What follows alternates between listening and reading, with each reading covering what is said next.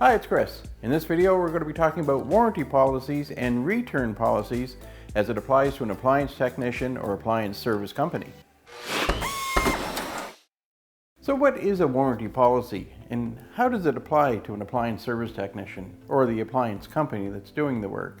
Well, a warranty policy or warranty contract is an agreement, a legally binding agreement between the manufacturer and the consumer who's purchased the product.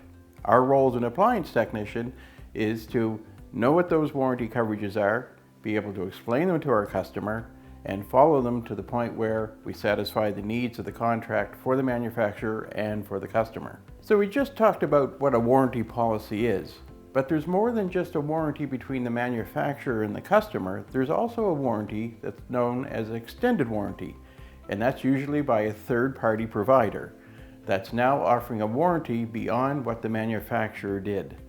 And some of the points that these warranties cover will also cover things during the manufacturer's warranty as well as beyond. So it's very important as a servicer to be able to know what the details are of those extended warranties so that you know what's going to be covered by the extended warranty company and what the customer may actually have to pay for. So what do warranties cover and not cover? That's the million-dollar question for you as a technician. You need to know when you go to do a service, who's going to be paying that bill. Is it the manufacturer that's paying for the part replacement as well as the labor, or is it just parts, or is it just labor? And if it's extended warranty, are they covering things that the manufacturer's warranty doesn't, like perhaps a customer instruct or an installation problem? So you as a technician may not always know what the exact coverage is. That's why the customer needs to have their owner's manual available to you so you're able to look up and confirm based on the owner's manual what the coverage is. So you know when you explain to the customer what the problem is, whether it's going to be covered by the manufacturer, covered by extended warranty, or perhaps the customer themselves are going to have to pay for it. And then if you're doing commercial service, that can be a whole different ballgame. Those warranties can vary all over the place. So you really need to be able to have that information.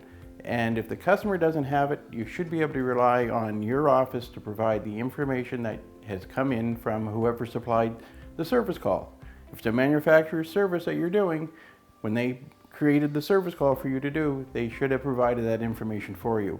And if you're not sure, you'll want to find out before you finish completing the repair, because there may be a very unpleasant surprise at the end, either for your customer, who's now being expected to pay, or for you finding out you've completed the job and you're finding out later on that manufacturer's not going to pay you for it.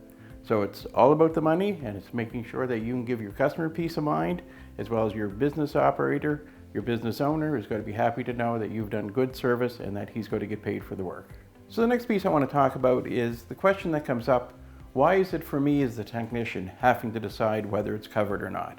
Why is the customer saying to me that my extended warranty company said you're going to decide whether I have to pay or not? Well, it's very clear why. You as the technician are the only one who can explain your diagnosis as to what the problem is. There's no way someone in a call center setting or an office or even the customer themselves can know and understand what's going on with the machine until you as the professional come in and diagnose it. And if your diagnosis shows that it's a problem with the machine, the way it was built, then you're able to pass that information on to the manufacturer so the repair can be completed and you get paid for it. And if it's on the customer's responsibility, they've done something that requires they have to pay, well, you as a professional have to be the one to be able to prove by your diagnosis as to what's happened. Nobody else can do that except for you.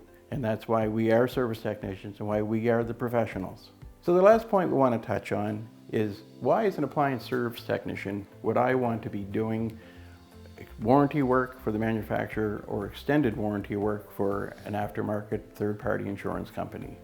There's a lot of pieces to it. It's not like a COD transaction where I'm coming in, diagnosing, telling you what the repair is, getting your approval, doing the repair, and getting paid. There's a lot more to it when you're dealing with warranty and third party. If you're doing work for the manufacturer, you have access to their technical support, their service bulletins, their service information. You're able to know everything about that product inside and out. And if you're not doing warranty work, you can't know all those important pieces.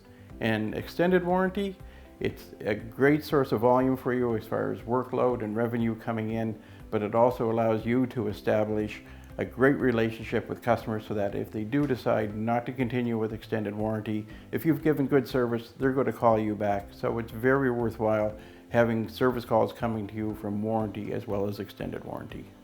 Thanks very much for watching. We hope we've been able to show you some of the criteria around warranty policies as well as return policies. If you enjoyed this video, don't forget to subscribe. And while you're at it, swing over to Fix.com and check out our blog.